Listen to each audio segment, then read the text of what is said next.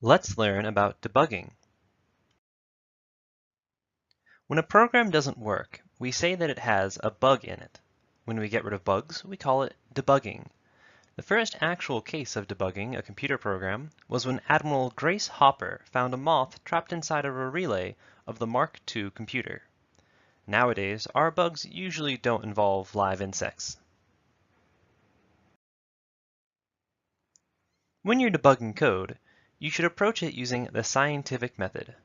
First, we observe a failure in our code. Second, we develop a hypothesis as to why the code failed. Third, we use this hypothesis to make a prediction. Fourth, we test the prediction by experimenting with the code and making observations. Fifth, we repeat steps 3 and 4 until the code is fixed. This may be intuitive to some people, but formally following this method can really help train yourself as a programmer.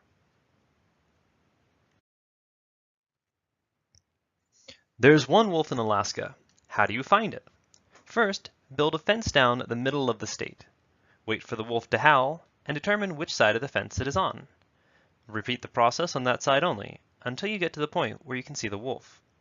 In other words, put in a few print statements until you find the statement that is failing.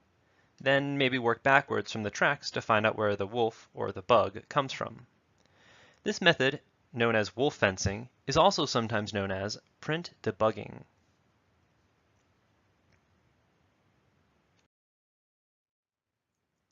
Okay, this will sound weird.